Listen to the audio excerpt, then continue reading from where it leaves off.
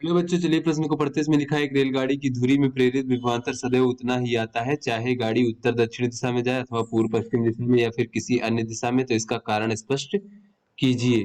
तो चलिए बच्चों, इस प्रश्न की मूल अवधारणा को हम देख लेते हैं। तो बच्चों यहाँ पर हम देख लेते हैं कि कोई चालक तार जो है बच्चों, ये कोई भी चालक है इस प्रकार से बच्चों, और वो बच्चों यहाँ पर इस प्रकार से मान लीजिए ये हमारा चुंबकीय क्षेत्र है बच्चों। तो चुंबकीय क्षेत्र की ये बल रेखाएं जो है इस तल के अभिलंबवत नीचे की ओर जा रही है बच्चों इस प्रकार से। तो कोई चालक तार जो है बच्चों अगर अपनी लंबाई के लंबवत गति करता हुआ बच्चों इस प्रकार से चुंबकीय क्षेत्र में गति कर रहा है और वो चुंबकीय बल रेखाओं को काट रहा है इस प्रकार से। तो यहाँ पर बच्चों इसके सिरों के बीच जो प्रेरित विभवांतर होता है वो होता है B L B sine theta. जहां पे थीटा क्या होता है बच्चों, जहां थीटा जो होता है बच्चों वो चुंबकीय क्षेत्र और जो चालक की गति की दिशा यानी वी है इसके बीच कोण होता है बच्चों इस प्रकार से।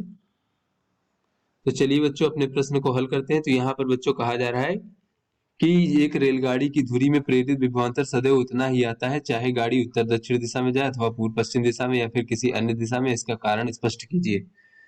तो बच्चों यहाँ पर अगर हम देखें, तो यहाँ पर अगर हम पृथ्वी का चुंबकीय क्षेत्र देखें बच्चों, तो उसका चुंबकीय क्षेत्र का एक घटक तो इस प्रकार से होगा बच्चों उत्तर की ओर, इस प्रकार से बच्चों क्षैतिज में। और ये बच्चों हमारा उत्तर हो जाएगा और ये हमारा, इसको हम बी एच कह लेते हैं बच्चों, क्षैतिज घटक। और एक बच्चों हमारा ऊर्ध्वाधर घटक होगा, ऊर्ध्वाधर नीचे की ओर बच्चों इस प्रकार से यहाँ पर बना लेते हैं बच्चों।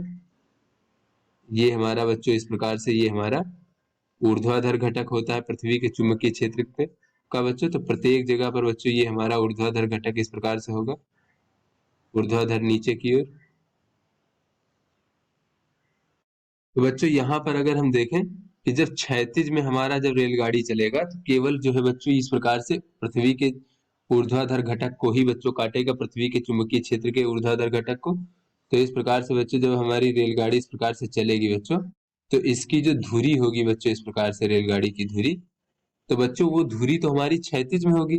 तो धुरी क्षैतिज में होने के कारण जो है बच्चों, वो धुरी जो रेलगाड़ी की धुरी है क्षैतिज में होने के कारण ये क्षैतिज बल रेखाओं को यानी क्षैतिज फ्लक्स रेखाओं को नहीं काटेगी, केवल जो है ऊर्ध्वाधर बल रेखाओं को काटेगी। तो यहाँ पर बच्चों हम देख लेते हैं, अपने प्रश्न को हल करते हैं बच्चों यहाँ पर। तो यहाँ पर बच्चों कहा जा रहा है कि रेलगाड़ी की धुरी में प्रेरित जो विभवांतर है उसका मान सदैव उतना ही आता है, चाहे गाड़ी उत्तर दक्षिण दिशा में जाए अथवा पूर्व पश्चिम दिशा में जाए। तो यहाँ पर बच्चों हम देख लेते हैं कि रेलगाड़ी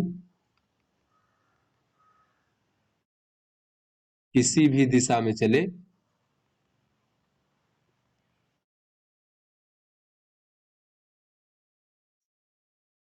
उसकी धुरी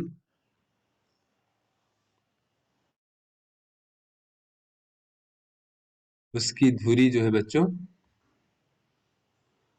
केवल पृथ्वी के चुंबकीय क्षेत्र के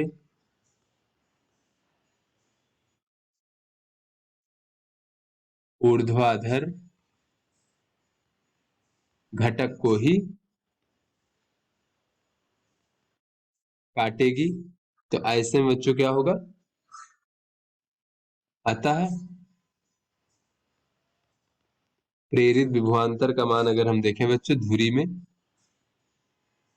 में प्रेरित विभवांतर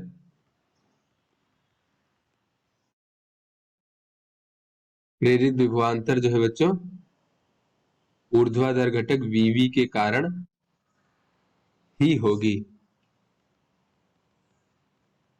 तो बच्चों यहाँ पर रेलगाड़ी हमारी किसी भी दिशा में चले, इसका जो वेग होगा बच्चों, ये क्षैतिज में बच्चों इस प्रकार से ये हमारा क्षैतिज है। तो क्षैतिज में इसके वेग की दिशा बच्चों किधर भी हो, चाहे इधर हो चाहे इधर हो या किधर भी हो बच्चों, इसके वेग की दिशा सदैव जो है बच्चों ये ऊर्ध्वाधर से 90 डिग्री का कोण ही बनाएगा बच्चों। तो ऊर्ध्वाधर से 90 डिग्री कोण बनाएगा, अतः बच्चों थीटा का मान जो है ये 90 डिग्री होगा सदैव। या फिर ये देख लें बच्चों किसी भी दिशा में, क्योंकि क्षैतिज में किसी भी दिशा में अगर हम चले तो ऊर्ध्वाधर से तो कोण हमारा सदैव 90 डिग्री होगा। अतः जो प्रेरित विद्युत वाहक बल है बच्चों,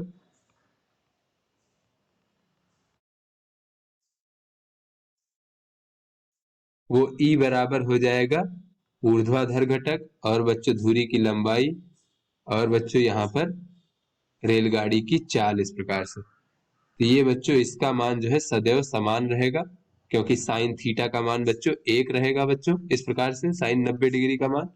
और बच्चों यहाँ थीटा परिवर्तित नहीं होगा चाहे किसी भी दिशा में चले, तो इसलिए बच्चों सदैव समान रहेगा। तो किसी भी स्थान पर जो है बच्चों किसी भी दिशा में चले इसका मान सदैव समान रहेगा। तो आशा करते हैं आपको समझ में आ गया होगा। धन्यवाद।